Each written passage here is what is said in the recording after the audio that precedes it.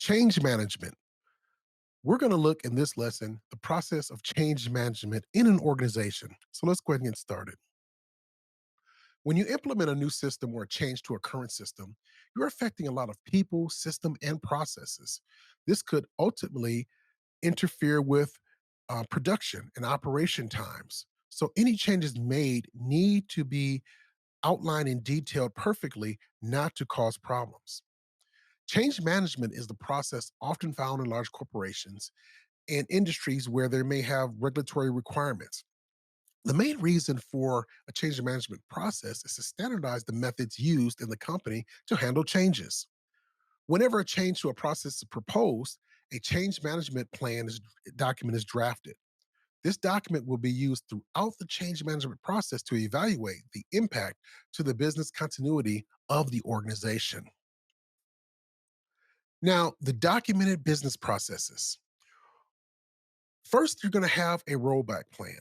This is also called the blackout plan. This describes the steps to roll back from a failed primary plan. So, like the primary or alternate plans, the rollback plan should contain the steps to be taken in the event that the plan does not go as executed.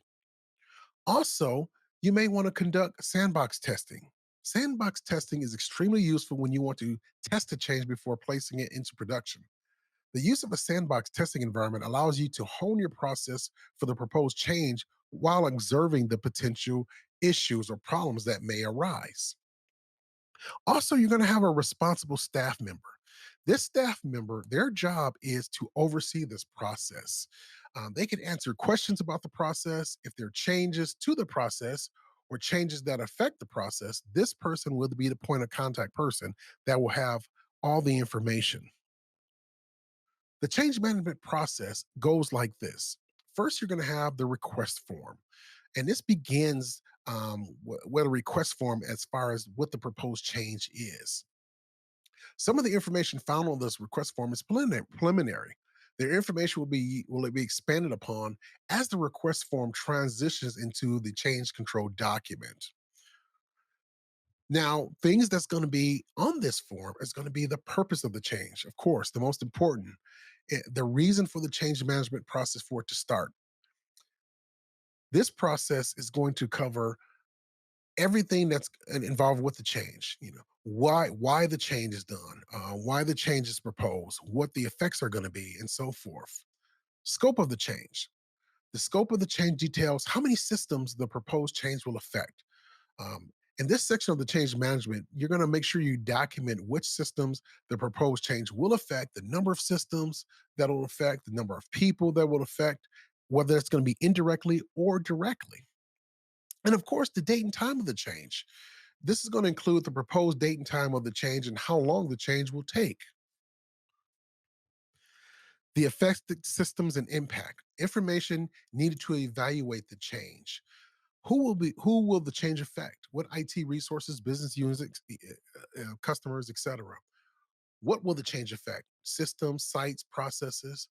What will be impacted? System performance, system capacity, personnel. When is the proposed change? Date and time and duration of the change. All these would be the affected systems or the impact. Also, in this process, there's going to be a portion of this process handled by a group that will perform a risk analysis. Now, this risk analysis is the process of analyze the proposed change and the possibility of failure or undesired consequences. A risk level will dictate how much time is spent on the possibility of a failure or undesirable consequences for that change. And based on that risk level, a decision will be made to carry on or to not go with this change or send it back for some type of revisements. Next, you're going to have the Change Board of Approvals, also known as the Change Advisory Board. Now, this is a body of users who will ultimately evaluate and then approve or deny the change that's proposed.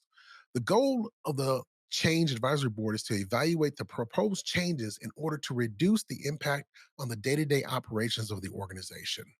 The key to getting a change approved is to know the audience, communicate clearly, make sure all the details are in the plan so it doesn't get sent back or get held up in this process.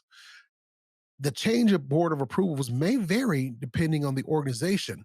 Some members may be part of the IT, some may be part of HR, or different important stakeholders of the organization. So a clear picture can be presented to all important stakeholders of that organization. After the changes are made or the proposed changes are made, you're going to have sometimes end user acceptance. This is the approval and successful implementation of these changes. When the users are involved, this can include them doing a testing or a beta test to test the acceptance of it. And once they test and approve that it's done the way it was documented or proposed to do, you can sign it off and the process is complete. Okay, in this lesson, we talked about the change management process, the documented businesses processes, as well as the change management and the different facets and important steps of that process. I want to thank you for being with me on this lesson, and I will see you in the next lesson.